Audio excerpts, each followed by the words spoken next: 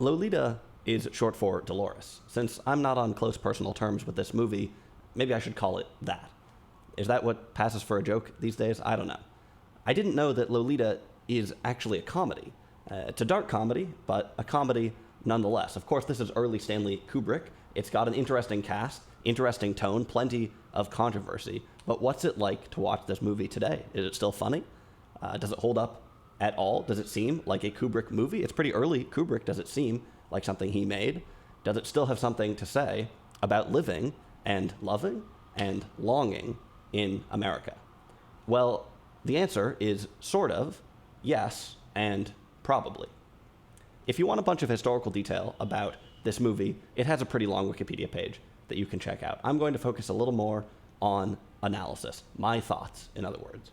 I will tell you that it stars James Mason, Sue Lyons, Shelley Winters, no relation to Jonathan Winters, and Peter Sellers. I'll talk more about the actors in a bit because that's a pretty interesting group of people. It was based on a book by Vladimir Nabokov, which, of course, I have not read. Obviously, it was directed by Stanley Kubrick. It came out in 1962 after Spartacus, which is referenced in the opening scene of the movie, maybe a bit more explicitly than I would like. It came out after Spartacus, but before Dr. Strangelove, or How I Whatever. I really had no idea what to expect going into Lolita. Of course, I knew the basic premise, but I didn't know what kind of movie it was going to be. And the biggest surprise for me was probably just how similar it is to Dr. Strangelove, or whatever. Obviously, the content is different, but the tone is fairly similar. Both are dark comedies that offer us a borderline unhinged look at America. Already, we can see some of the characteristics that define Kubrick's entire career emerging in this movie. For one thing, Kubrick liked to provoke. I wouldn't say that he was a specialist in controversy exactly, but he liked to poke. More specifically, I guess he was interested in taboos. He was interested in the realities of societies, things that weren't spoken about, outcasts, characters on the fringes of societies, and ways that we all visit the fringe now and again, I guess. Another kind of obvious similarity between these two movies is Peter Sellers. He was in both, and the role in both those movies is kind of similar. I had assumed that Peter Sellers would be kind of serious in Lolita. Don't know why, but that's what I thought. In fact, his part is quite similar to what he does in Dr. Strangelove. Technically, Peter Sellers only plays one character here, but it's a character that constantly impersonates other people. The movie kicks off with James Mason, or Professor Humbert, confronting Claire Quilty. That's Peter Sellers. It's interesting that this Quilty character has a somewhat effeminate name. The confrontation takes place in an old mansion, somewhat reminiscent of Citizen Kane. Humbert pulls up in a station wagon. Before too long, we'll see where he might get his hands on this station wagon. He pushes his way into the house and has a long confrontation with one of Quilty's bizarre personas, which is straight out of the Sellers verse.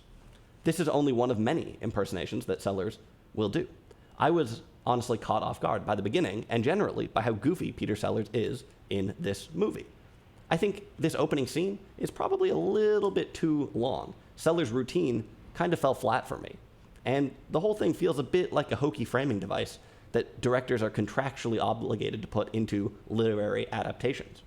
That said, you will notice that this scene is the first of many beefy scenes in this movie. Humbert doesn't walk in, say a few words, and leave. They really make this into a fully fledged, almost theatrical episode. And I think that's kind of cool. The next scene, which takes place earlier in time, but later in the movie, shows Humbert looking for a room to rent. In an older movie, this might be shown in 20 seconds. They might just show a window with a room to rent sign in the window. Guy goes in, sign's taken down.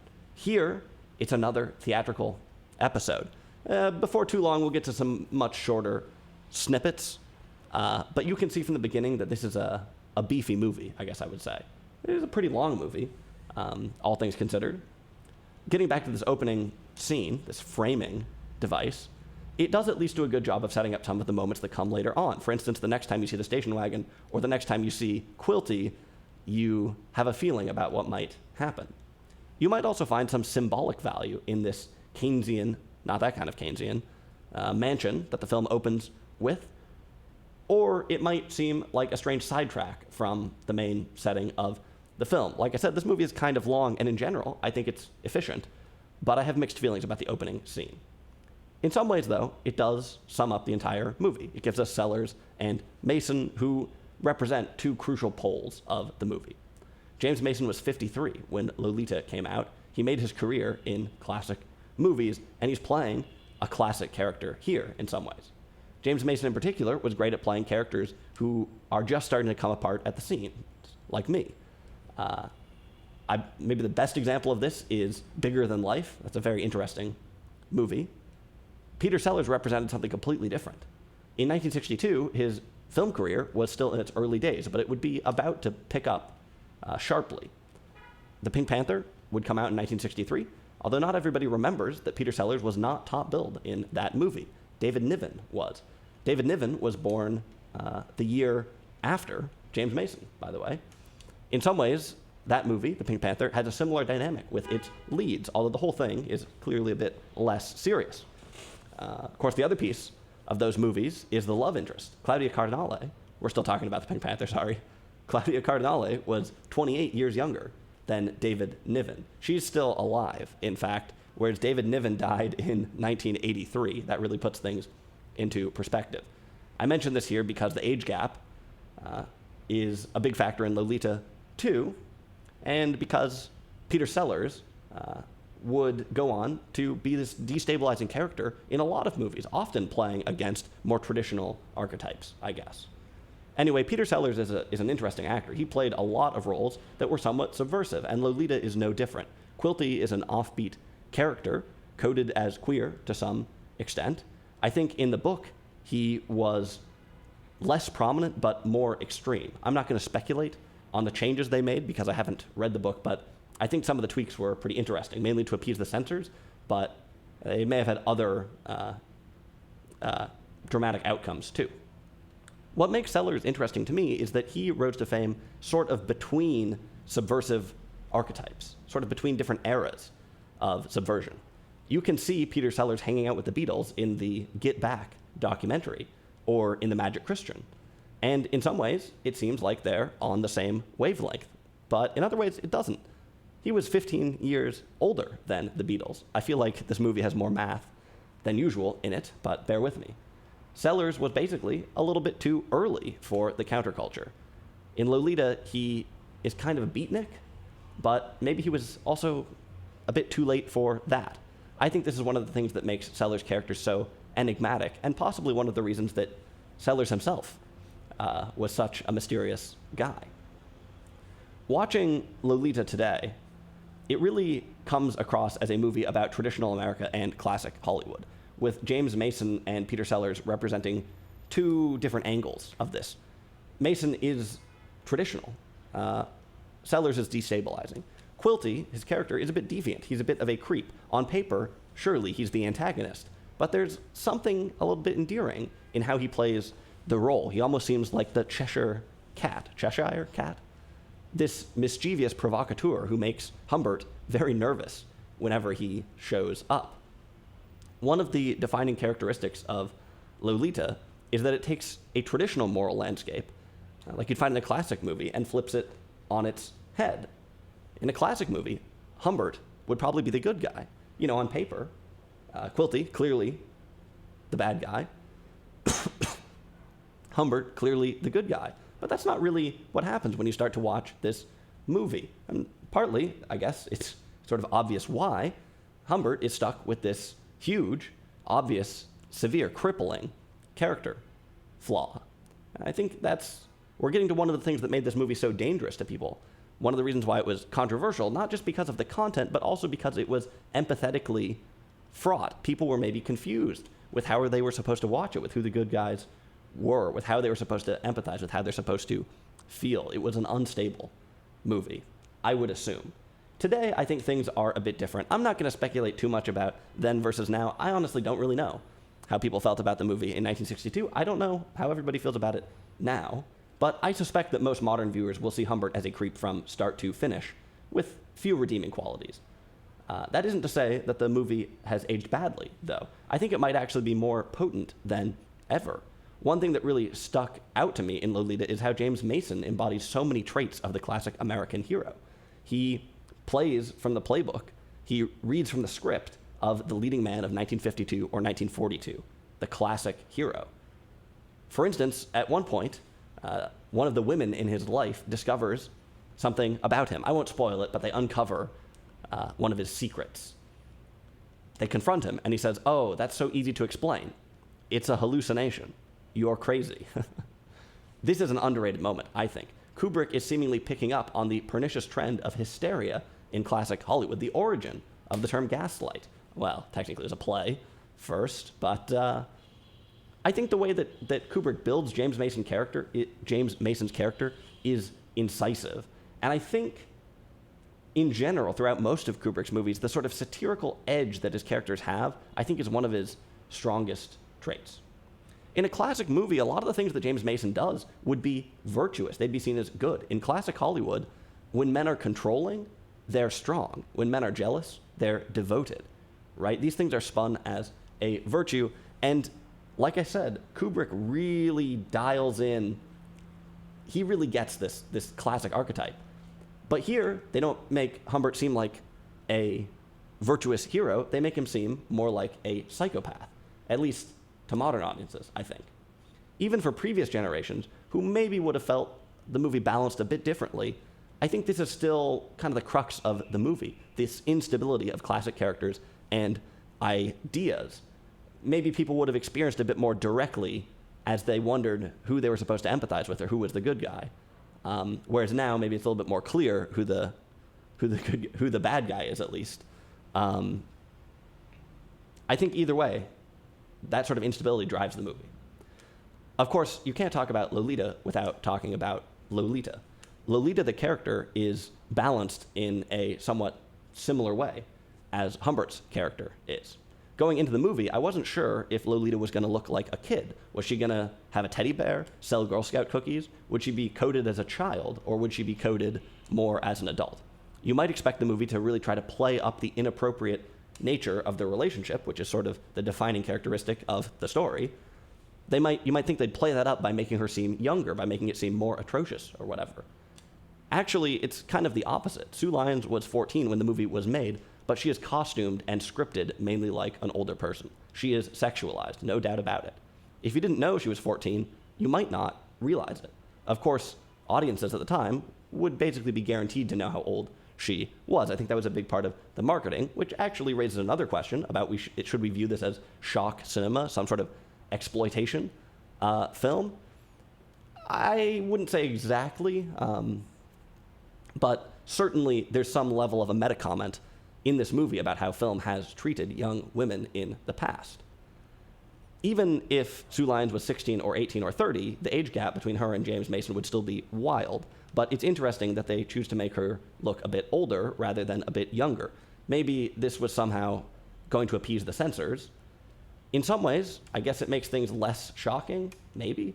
If she looks more like an adult, then to some people, the relationship might seem more viable and the temptation might seem less perverse. Not that people would admit that.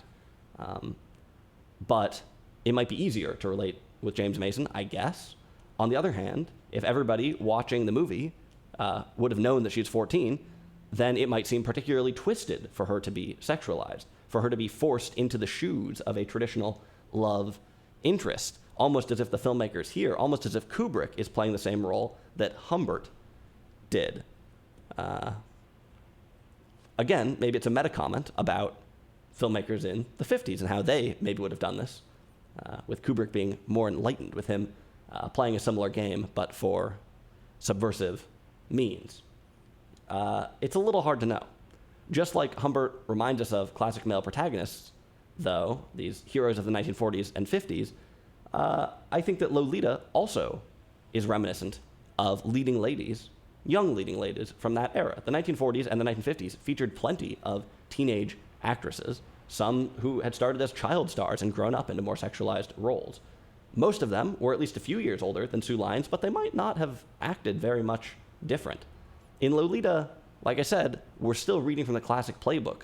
Lolita is playing sort of a classic character, but it feels different. Things are turned on their head. And just like Humbert, maybe even more than Humbert, we end up with this really unstable character where she's in some ways falling back into these warm and fuzzy classical roles, but in fact it feels extremely unsettling and unsavory. Maybe that's part of the point. I think that Lolita is still a balanced character today, maybe more balanced than Humbert to modern audiences, in fact. In some ways, Lolita is really a likable character. She's outspoken, she's kind of sassy, and she feels kind of modern, I think, especially for a movie from 1962. I mean, she plays a teenager, which was still not that common in Hollywood at the time, even in 1962. She feels kind of modern. On the other hand, she's part of this relationship that is extremely unsavory. That's not to say that she's the person who's mainly driving that, but I do think that she's still kind of an unbalanced character. It's interesting stuff. I want to mention one trope that shows up in Lolita, which is Lolita's feet. You would almost think this film was directed by Quentin Tarantino. It opens up with the credits showing her nails being done. I think we're going to assume that they're being done by Humbert. He later takes up that duty. Feet are kind of interesting. Sort of a weird sidetrack, but feet are, in some contexts, a totally normal thing. It's quite normal for someone to be barefoot in a house. But here we're representing they represent the sort of perversion of the domestic, right? James Mason, Humbert, should be a father figure for her, where it would be completely benign for a daughter to be barefoot in the presence of her father. Instead, there's some perversion where feet are taking on this sexualized role, completely upsetting the domestic order. Now, the way I've just said it might make it seem like, oh, well, Kubrick is saying that you're doing classic American stuff wrong and you need to return to doing it correctly. Possibly, but I think as much as that, there's also the idea that this classic family unit, the one that has been at the center of all these Hollywood films, is actually in some ways twisted, and maybe built into it is some predatory instinct of the classic Hollywood American male. The feet show up a lot, anyway. And I think it's important to mention the domestic thing in here. It's also maybe good to mention that the roles for women, I think Lolita's character is pretty strong. Most of the other women in this movie, the characters are a bit one-dimensional. I'll come back to that in a second. We're talking some about Humbert and Lolita here, but this clearly isn't a movie about two people. This is a conspicuously American movie, although Humbert, I'm not sure. Is Humbert supposed to be American? I don't know. I don't think so. It is mainly set in Ohio, and it takes us to a high school dance. It takes us to a high school play. We meet the piano teacher. There's all these local things that feel like they're very intentionally pointing to middle American culture. Now, is Kubrick saying that these towns are full of pedophiles or hebephiles, I guess? I don't think so, but he is really puncturing the quaint provincialism of a lot of classic films. Again, reading from the classic American script, the small town, the quaint small town. This is how you do it, America. This is how you live. Well, he's looking at how people might really live and how people might really feel in those situations. There's actually a lot of movies that do something similar with the classic town in particular. There's a lot of horror movies out there that repurpose sort of the quaint American town and show it actually as a twisted place. This movie doesn't really read like a horror movie. I think its mechanism for incision, its mechanism for making points is more of a satirical, almost humorous mechanism. There's a moment, for instance, in Ohio where one of the family friends says, oh, well, we're very open-minded here. And just the way that it's said, it's sort of left without comment, but just the way that it's said, you think, that probably is not true. Everything I've talked about so far, I think, is kind of hinting at the agenda of this movie, as if it is trying to do something, which it is. But I want to talk also about the movie, sort of the shape of the movie in terms of the narrative itself. In some ways, Lolita is a classic movie. In some ways, it really subverts classic ideas. I mean, I've just been talking about how it's sort of attached to these classic tropes, but it's kind of turning them on their head. And that's true in style, too. At some point, it really feels like, oh, look, they're on the run from a bad guy. They're being followed or something like that. There's some things that are very classic, but there are also places where that is turned on its head, where you think you're building up to sort of a classic noir moment, and in fact, things go the other way. So it's true in style as well. I'm not going to dwell on that too much, but I think if you watch the movie, you'll know what I mean. This is, of course, a nicely put together movie. Like I said, it's got beefy scenes. There's a couple things that feel a little bit lightweight here and there, but it's got some clever sort of stylistic innovations, I would say. There's a hard cut into the middle of a zombie movie at one point, which is nicely chosen, and you could read into the symbolic value of that quite easily. My favorite thing about Lolita, though, isn't the style, and it's not the provocation. It's not it's not any kind of agenda. It's actually the nuance. Lolita might not seem like it would be a nuanced movie, but I think in some ways it is. The characters in Lolita are not subtle, but they are unsanctimoniously themselves. The plot does not swing around individual moral awakenings. Instead, people are stuck with themselves. They are honestly self-interested, rather than being committed to some greater moral mechanism. This sets up kind of an unyielding story. It reminds me a bit of The Arrangement, in fact, where people are kind of just going in different directions, and it's difficult to reconcile that. I think this structure leads to a certain maturity in the film. On the other hand, I would say that this is not exactly an easy movie to watch. Maybe this would vary from person to person, but I think Lolita will make you squirm to some extent. It's tough to see James Mason coming in as this father figure. It's very apparent in almost every scene that he's trying to get something, right? He's always sort of trying to weasel his way into talking to Lolita, into being near her, into looking at her, into seeing her, into being close to her. And that's kind of tough to watch. I think that's an effective dramatic mechanism. When I say tough to watch, I don't mean because the movie's bad. I mean because it's compelling. Not a walk in the park. And like I said, to me, it didn't really feel much like a comedy at all. Let's swing back to the first question. What's it like to watch this movie in 2023? Well, I already suggested it's kind of tough to watch in some ways, but I think you're getting the idea here. You're getting the picture that I liked it. This movie screams 1962, without a doubt, but that's not a bad thing. I think it still really has something to say. It's still, in some ways, an unstable and a provoking movie. I don't think it's as controversial of a movie today, but I would say it's still sort of unstable. I do think that the tone of the film, though, is a bit confounding. This movie doesn't really come across as a comedy, maybe as much as it once did. At least it didn't to me. I think one thing that really betrays the shift is that Peter Sellers' characters seem out of place. They seem goofy. And I'm not saying, oh, this is a movie about moral transgressions, it shouldn't have jokes in it. That's not what I mean at all. But I was just saying, I like the maturity of it. I like the nuance of it, how characters are unsanctimoniously themselves. It's hard to watch. I like that part about it, too. It's a little bit hard to square that with Peter Sellers showing up and doing kind of a goofy accent. Or some of the other moments where the more comedic music starts playing. And I don't know. There's a couple of the jokes, a couple of the moments that I thought work pretty well, but others fell flat for me. I didn't have the same feeling about Doctor Strangelove. That has a wonky tone, but to me, it holds up. This movie, I don't know. Something about it is a little strange. It's also worth mentioning that if you've read the book, this movie will probably seem hopelessly tame. Obviously, they had to cut out a lot of stuff. I think on its own, this is a great movie. It doesn't reek of censorship. There's a couple of places where they cut, but it's fine. I mean, we get the idea.